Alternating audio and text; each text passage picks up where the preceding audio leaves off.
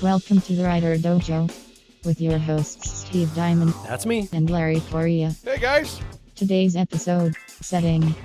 All right, everyone. Welcome back to the Writer Dojo with Larry and I here. Today, we want to tackle the idea of entering your story or having your story start with the setting rather than the character. Now, we've talked about having the character being kind of the point that excites you about telling whatever story you want to tell. But, and I'm that way, and I know that you're that way in a lot of cases. However, it's equally valid and it can be equally as exciting, and sometimes more exciting depending on the type of person you are, to start with the setting rather than, a specific character. Yeah, absolutely. It was kind of fun when we did a little thought experiment. We went through like different books that are character-based. So this time we're going to talk about the setting-based. And again, there's no right way or wrong way. We can both think of magnificent books that are the same. Come from either way. Like last time we talked about how your character-driven stories are going to be things like if the book is named after the character, it's probably a character-driven story. Mad Max. Yeah. It's about Mad Max. RoboCop. Yeah. It's about RoboCop. Yeah. Bosch. Things like that, right? Well, your setting stories, it's the same thing. If the story is named after the setting, then it's probably a setting story. Yeah. We were talking about Dune earlier. There you go. Yeah, Dune. For all the cool characters that are in Dune, Dune is about Dune. It's about the planet. Oh yeah, it's a setting story. Well, it's funny because then it's the same kind of, and just because it's a setting story doesn't mean you don't have good characters. Hyperion, by Dan Simmons, one of the greatest novels I think ever told, and it's named after the planet that it takes place on. It's a setting story. However, it's also got a fantastic cast of characters. So this is not a one or the other. Character or setting stories are not mutually exclusive. What we're talking about here is just a way to come at it. Yeah. And in this case, this is where you came up with the cool idea for where the book is going to take place first, and then how to develop that. Shoot, I remember, and I'm not going to get too in depth into the weeds on it, but there's an idea that you and I talk about pretty frequently, and that's kind of my alternate. The Gold Rush one? Yeah, my alternate Gold Rush idea. Oh yeah, this is a badass idea. There are almost no characters came later. Yeah, we actually have this. This is one we'll probably do later, but we haven't. We can't give away too much about this one. We're not going to go too hard, but because we'll probably wind up writing this one of these days. This is really good. It's a cowboy novel. Yeah, it's a cowboy novel, alternate history. But the funny thing about that idea is, when I remember pitching it to you, for me, you and another guy to do together, it was, hey, I've got this really cool alternate history concept idea. Check this out. It's about how, this country did this at this time, and then the setting happens this way, and there's these economics involved, and that drives all of this. Yeah. So it's very different. Think about how I just described that in the most basic terms, because Larry and I are super excited about this idea, and we don't want to give it away yet. Yeah, no, we'll pitch that to Tony when this other series is done. So, but think about that in contrast to what Larry and I were talking about in some of the character-centric episodes, where it's, oh man, I got this crazy idea for this really ridiculous detective who's a werewolf. Yeah. You're coming at it from two completely different sides, and yet they're both super, they tend to generate the other one. Well, because like we said with the characters, it's really interesting because you ask yourself, how does this guy come to be in the way that he is? And that starts answering questions about the world. And I used Ashok as an example. But at the same thing, when you come up with the setting first, then characters will spin off of that setting, because when you have a setting, it's like, well, where do these characters, who would exist in this world? Who are the interesting characters who exist here? Well, yeah, so like Hard Magic, my Grimnor Chronicles was an idea before it was characters. So that was one that was a setting story before it was a character story, in that I created the setting where it was going to be an alternate history 1930s with magic. That was what I started out. Mm-hmm.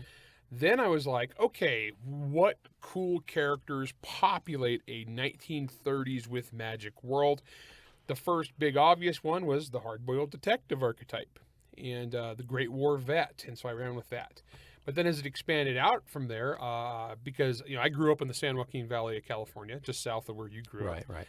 and we had the whole Dust Bowl thing with the Okies and the Grapes of Wrath. Yeah, And all grapes of wrath. according to the Portuguese, the Okies were the bad guys. Okay, see, in those books, the Okies are heroes. In real life, to the Portuguese, the Okies were the villains who invaded. And if you got my grandpa going about that, he would get spun up on going these long rants, which I remembered and put into the book. In fact, some of the best writing I've ever done is that opening scene where it's this old Portuguese farmer complaining about Okies. Well, again, as Larry and I always talk about, we end up selling books next to each other pretty frequently at trade shows. And whenever I'm pitching Larry's book or Larry's pitching his own books when it comes to hard magic, we're always pitching the setting in that one. Yeah. Right? Even though it's a very great It's a super character-driven book, especially book 2 But with the Steve setting- Diamond, the mover. Yeah, greatest character ever. Greatest character ever created. But no, it is definitely a setting novel. Yeah. And everything's spun off of that setting. It's interesting. Whenever you have a setting-specific novel, it lends itself to some really cool thought experiments. I've taught several times now. I've taught a world-building workshop. It's like a 4-hour-long class on world building. Where basically get the class, we'll go through like how I build worlds and different examples and from other fiction stuff they're familiar with. But then as a class, we'll build some worlds together where we'll have people throw out ideas. We also, as a teacher, I give myself veto power. So if like an idea is just too outlandish that we just can't, because some smart aleck always has some like weird thing they want to shove in there. And sometimes you can actually make it work, but other times you can't. But I'll do this thing where over the last couple hours of class, we'll build a few worlds from scratch. And it's fascinating because one of the things I always say in this workshop is always be asking. So if this, then what? Yeah. If this setting has this, what is going to be the natural repercussions of that? This is great. So if you create a magical setting and you have magic in that world, then you start to have to ask yourself, how would that change the world? So like in hard magic, I introduced these different types of magical powers.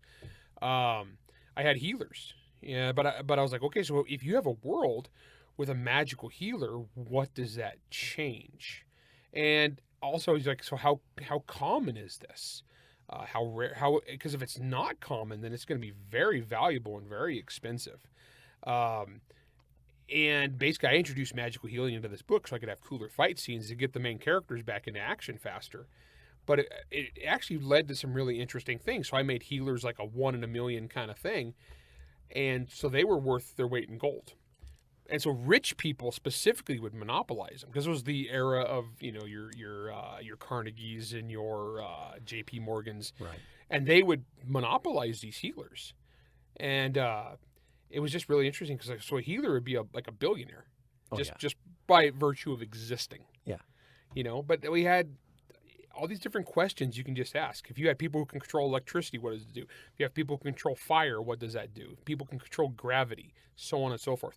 How does that change industry? How does that change the economy? How does it change communications? Yeah, when I think of creating worlds, in a way, I think of it in the same way as creating a character, quite honestly. I think of the world and I'm like, okay, what's this world's traits? Yeah. Okay, what kind of stuff is there? What kind of politics is this world into? What kind of religion is this world into? What kind of temperament is this world? Totally. And so I tend to start crafting it. It ends up becoming like the most complex character ever, but that's kind of how I don't know if you do it in the same sort of measure, but that's how I tackle it. I think that's a good way to look at it. I think that's a logical, smart way to look at it. It really is the same basic fundamental building blocks of what makes this thing interesting and what makes it cool. Yeah, and where within this world, the question I always ask, Larry, is where in this world are the parts or the points of highest conflict? Because if there's no conflict in a story, I get freaking bored. Yeah, that's not the kind of books I like to read or write. I mean, some people are into that, I guess. No, I'm not. I'm not into the kind of the navel gazey sort of like a day in the life of Joe Schmo. Like I think, judging by book sales, I don't think anybody is. No. I need action in the books, and I need character conflict, And I need it, and I need the conflict that the world generates. I need it to feel rational. I can't have it feeling like every zombie show ever created, where the world is infested with zombies, and because those zombies exist, everyone makes stupid choices, or the plot forces you down a certain way because of some weird, cheap setting gimmick. Yeah, poor world building kills stories because it forces dumb writing to make it work. I don't know, you see this a lot, and we pick on certain movies a lot, but, like the world building in Last Jedi was the most nonsensical thing in the history of the universe. It was so freaking awful. And if you look at the worlds that exist, it just, how little sense the stuff made. So for the plot to proceed, it required the characters to be stupid and make stupid, pointless errors in order for the action to continue. Because the way the world was set up was asinine. Well, they're trying to explain it to you the whole time because they're not even sure how it's working. And all that. And when I say world, I don't necessarily mean individial planets in it. I'm talking about like the setting rules, the big setting, which is really sad because they took the however many movies before that had rules that made sense and just hucked them out the window. You can't do that. Your setting. When we say setting, I don't just mean the physical geography of the world. I mean like the rules. Yeah. The rules of the universe you live in.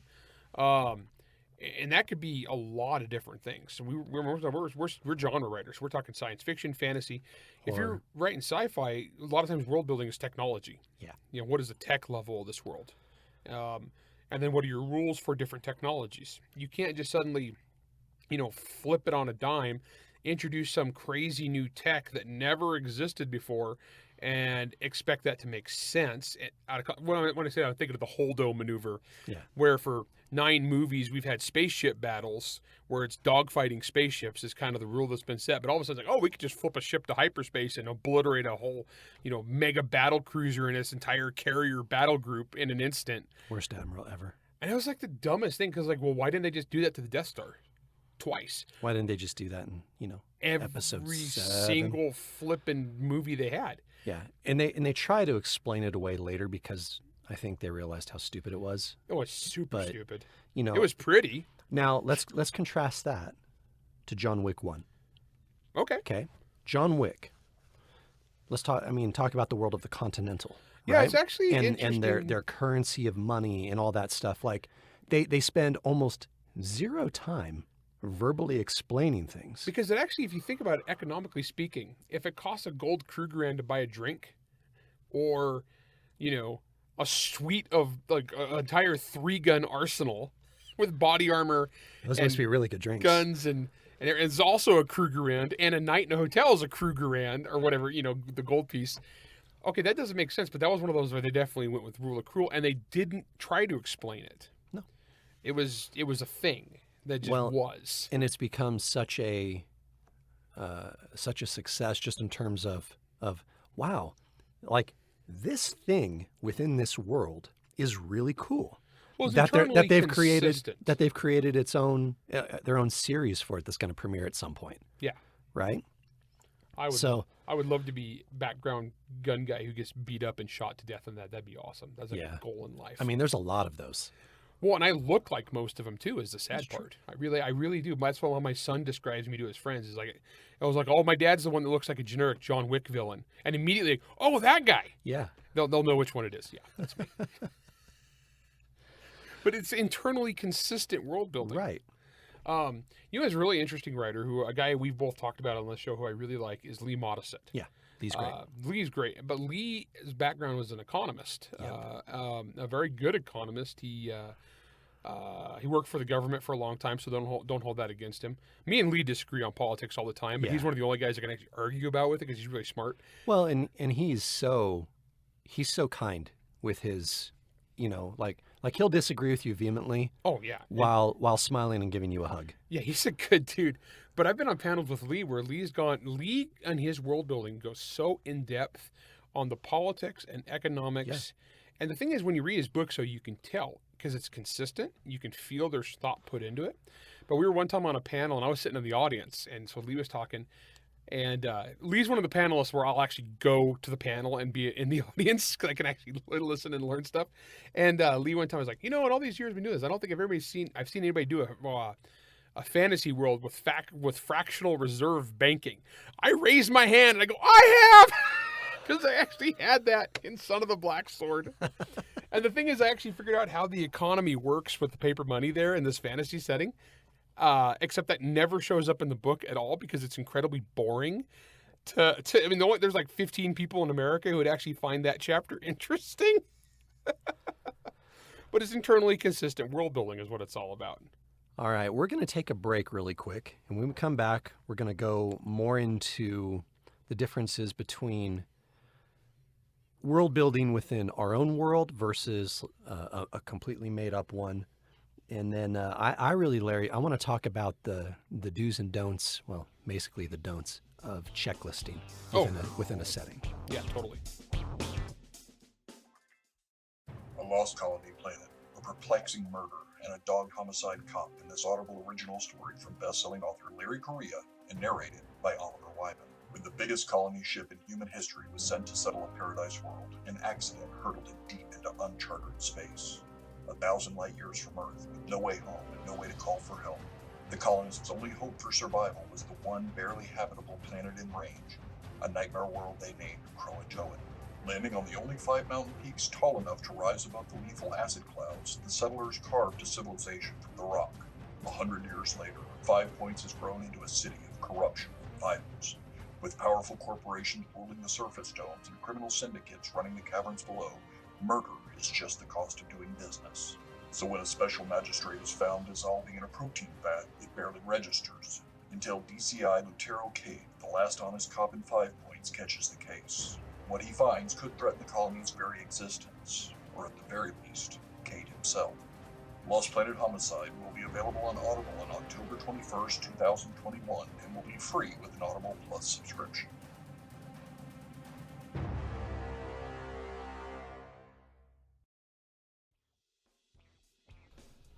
All right, welcome back, everybody. Now, Larry and I talked in the first segment of the show about setting being kind of your excitement and your entry point into it, talking about some of the good and bad examples of this, of setting and world building that we've both seen and noticed. But what I want to talk about right now, first is kind of my pet peeve when it comes to very setting-specific books. And in turn, I think of, when this comes to mind, I think of things like steampunk settings or cyberpunk settings or specifically grimdark fantasy settings too. And that's the idea of checklisting to get your point across rather than, telling a good story. Okay, what do you have in mind? So I remember reading a book a while back. I'm not going to name it. And it was a steampunk book. And you got to understand, I really love steampunk. I think it's a cool concept. I love the idea of the setting. I love the idea of the types of stories you can tell in settings that revolve around steampunk type technologies, especially in alternate history settings. I'm completely fascinated by it. I love it to death. And one day I'll write my steampunk story that I've written part of already. And I remember reading this book. I was so excited. The cover was amazing. The author is actually a great author. And I remember reading the book, and I felt like it literally pulled me out of the story, Larry. I could feel as if there were a metaphorical list, and the author went, okay, check. I have checked off that setting device for this. And, okay, I'm going to move on to the next one. The following tropes are required for Yes. a steampunk story. And it was okay. I must have goggles heavily portrayed in at least 4 scenes. I must have this and this and this. You often see this in horror as well, especially with bad villains in horror. You start checklisting setting You ideas. see it a lot right now in bad Hollywood writing with the strong female character. Right. Must meet all the following requirements, so they're all exactly the same and boring. Which is ironic, right? Because it's not like we haven't had strong female characters that we loved before. I mean, Yeah. frickin' Ripley. Yeah, great character. But it's interesting though. Checklisting is actually a kiss of death. Whether it's setting, character, whatever the political topic of the day is, guys, be really careful with this. People feel like they have to put certain things in to meet specific criteria. You know what? Honestly, you don't. Don't fall into that trap. It's completely unnecessary.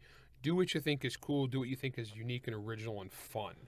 But yeah, I hate that in settings. You see that in fantasy a lot too, where it's okay. I have a standard fantasy. I'm going to have the following, tropey things based on my Dungeons and Dragons campaign and Lord of the Rings. That was a really common thing in the old days. Now it's gone the opposite direction where we have to subvert expectations. We have the checklist of expectation subversion. Yeah. It's like, oh well, we're gonna do everything different to be edgy, which is even worse. Because a lot of those successful tropes exist for a reason, because people like them because they're entertaining.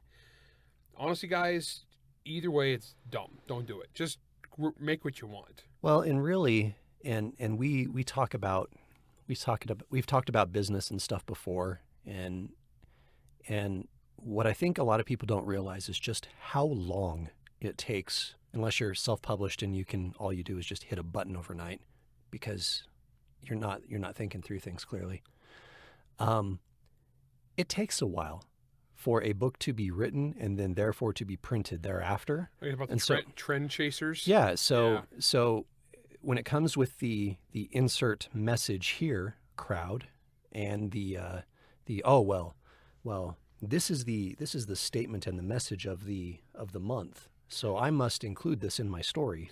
Yeah. By the time your story is published, that message is probably irrelevant. Yeah, you can always see a glut of stories. Books come out about a year and a half after there was like a major news story that hit on some controversial thing. Well, you'll have like a year and a half later all these books that have a comment upon this topic, which is really stupid too, guys. We're creating sci-fi worlds and fantasy worlds here, right? Why do we always make this assumption? This is a bad writing thing. Where bad writers take this assumption that a thing that's going to be a controversial topic in July of 2021 is going to be a valid controversial topic in the year 3000. Yeah, no one cares. Yeah, no. I mean, honestly, guys, you know what you sound like, what you're going to sound like short order. It's like when we go back and we read books from the 60s and they have like really super blatant messaging about like 1960s politics and we laugh at them now. You guys are doing the same thing. Well, and then to contrast that, I was reading The Maltese Falcon fairly recently. That was a classic novel. But you know why it's a classic novel? Is because it focuses on the setting and on the characters and on the storytelling primarily. Yep. The politics are kind of irrelevant in it, unless it's specifically the politics built into that world because the setting requires politics. Yeah, see, world politics are great, but the thing is it's really interesting. If you're creating a world from scratch and you're going to have like political maneuvering, which is cool, fun stuff to read about, you don't need to make it about our world now. No. I mean, by all means, why would you restrain yourself? I remember for a while there was a rash of every single thing out of Hollywood. Well, this is I'm dating myself, come Gen X here, but every single thing out of Hollywood there for a couple years was basically all the bad guys were thinly veiled George Bush and Dick Cheney. Yeah. You know what I mean? So you had like the dumb guy president or dumb guy king, and then you had the malicious, face shooter, big guy pulling his strings. And it was so funny because Stephen King did it. Everybody fell into it for a while. All the bad guys were thinly veiled Bush and Cheney. And it was like, oh, come on. This is just lame, guys. You got the entire freaking universe to draw ideas from, and it's all going to be the same thing. So to talk about that, let's segue from there into creating settings, like super compelling settings, and what the differences are and how difficult, I guess it is, of doing this sort of creation and entering in this story in a world that's ours. So let's think urban fantasy type stuff. Yeah, like versus, Monster Hunter. Yeah, like Monster Hunter. Yeah. Versus a secondary world fantasy, like anything Brandon writes, or you've made up a planet. Yeah, from where scratch. you've made up something from nowhere. Right. Yeah. So let's start with, in your opinion, and I think I know what your answer is going to be. is one more difficult than the other? Not really. What did you think I was going to say? That's what I thought you were going to say. I was going to say, I think it's just going to depend on the story. Because I think a lot of people would say that creating your own world from scratch is harder. you would think. But they're not thinking about the ramification of introducing change into our world. See, the problem is too. Okay, so if I write, like for example, Gunrunner, John Brown and I came up with a couple different planets that the action takes place in the sci-fi novel, and we could introduce new technologies, and we could introduce weird things for that planet. We could introduce weird cultural things or amalgamations of different stuff from different worlds that had settled there, based on real life cultures, or we created new culture from scratch. And we had a lot of freedom to do that and ask interesting questions about how this stuff came about, what kind of people come from that. When I'm doing, like, for example, Monster Hunter and urban fantasy, if I introduce a new technology or a new thing, like miraculous magical stuff into our world, I have to go through our world and say, what is that going to change? And if I screw that up, all my readers are familiar with Earth to some degree or another. Well, I would hope. You would think.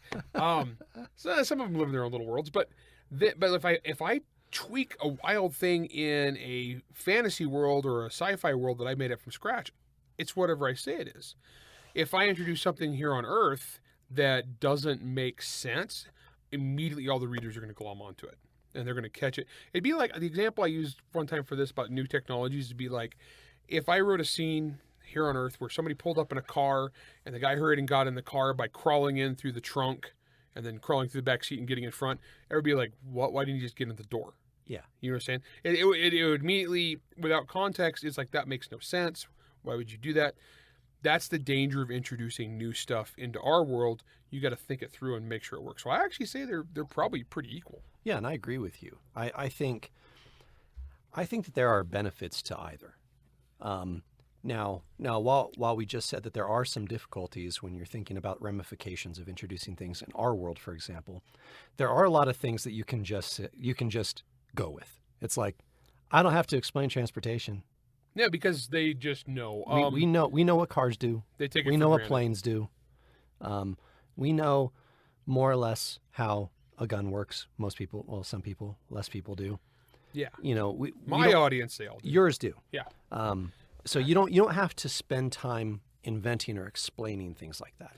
No. Whereas if I'm doing a sci-fi thing and they make a call from planet to planet, I've now established that we have real-time, faster than light communications. That's a big deal. If I'm just doing it on Earth and I call somebody in California on the phone, no one's going to question it. Right. It is what it is.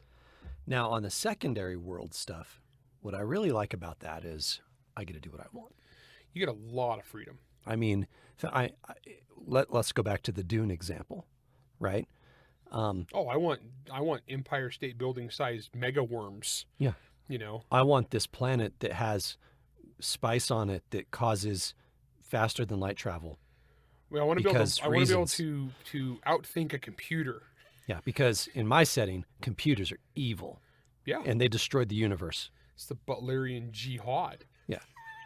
So, there's so much freedom there. And again, well, and Dune is set in our universe, but so many thousands of years in the future. 10,000 years later. But I don't know how Frank Herbert was. I assume he was high when he wrote it. But it's the 70s. I can just imagine a guy like that sitting down and going, holy crap. And then I can do this, and I have freedom, so I can make all this other weird crap up, and I'm going to do this and this and this. And it was a pretty ambitious, if you think about the 1970s, that was some really ambitious world building. Well, and in there, you just mentioned the Butlerian Jihad, right? Which was a novel that later on Brian Herbert and our buddy Kevin Anderson wrote together. Oh man, I'm excited for that movie to come out. I hope it's great, and I hope Kevin Anderson makes millions of dollars. Me too. But the interesting thing is in the book, I think it's in Dune, in the first Dune book, it's almost like a throwaway line. Yeah. That there was this, oh yeah, and guys, there's this crazy jihad that happened in Butlerian and whatever. Just deal. Just move on to personal shields and sandworms. You know, that's something that I actually have a lot of experience with in books. I love throwing little tidbits into world building that you don't necessarily explain. It's just something that the characters reference, but it gives you all these little cool things. First off, it makes the world feel lived in. Yeah. Because people always, in real life, we always mention things that came before. I mean, I just mentioned Bush Cheney, right? That was the thing. If you lived in America in the 2000s, you know who that is. It's the same kind of thing. So in the fantasy worlds, if they've just mentioned, oh, the people of such and such, well, all of a sudden that's an opportunity later that we could go off in that branching direction. Or you mention a war that happened before, or some major historical thing, or just name somebody the butcher of something. Yeah. And all of a sudden it's like, whoa. Oh, yeah, like in The Expanse, right? They talk about the Butcher of Anderson Station, right? Yeah. And all of a sudden, it's in the first book, I believe, and you're reading it and you're going, wait, Fred who? He sounds awesome. Yeah. Well, I want to see this story. Yeah. So they wrote it. Fred Johnson. So they wrote it. They wrote that as a little novella. Those are some of the things that I really like. I like those throwaway things, and as an author, when I read other people's stories and I see those throwaway lines, I always kind of look at it and I go, all right, when are we getting this story? This sounds cool. Yeah. I want to see this. I do that. I do that. I do that a lot, and I'll just have little, like especially in science fiction or fantasies, like straight up stuff. I love having those little tidbits, nuggets just hanging out there. And then it's funny, later on I'll see the readers, like as they're reviewing it and they're talking on the Facebook page or whatever, and to see who gloms onto what. And I'm like, well, I definitely need to revisit that one. So what I hope everyone listening is understanding from what Larry and I are talking about is it doesn't really matter where you start your story. If you are a complete character person like I am, a lot of times that's going to be the part that gets you excited. If you're a setting person and that's what gets you excited, whatever it is that gets you excited, so that you are going to sit your butt down and actually write that story and have fun doing it. Now later on, Larry and I will get into really nuts and bolts on different things, like, hey, let's talk about how to write religion in a story. Let's talk about how to write politics in a story. But hey, if you guys want to hear something else in terms of setting or character from us, just write in and let us know, and we'll take a peek at it. So that's it for us today. Thanks again for joining us on the Writer Dojo. And again, we want to thank our great folks, Jack, who is our editor, announcer, web, whatever guy extraordinaire, who makes it so that Larry and I stay sane. And then Craig Nybo for our awesome intro and extra music, and for letting us use his awesome studio so that we actually sound like we know what we're doing. So this is the Writer Dojo. Thanks, everyone. Take it easy. Writer Dojo is Steve Diamond and Larry Correa. Produced by Jack Wilder and Baron Hare Studios. Theme song, Word Mercenaries by Craig Nybo. New episodes come out every Wednesday wherever you stream your content. If you enjoyed this podcast, you can help support us by going to anchor.fm/WriterDojo, by leaving us a 5-star rating or review, and by helping to spread the word. All questions and comments can be emailed to questions@writerdojo.com. Oh, well, we're going to do everything different to be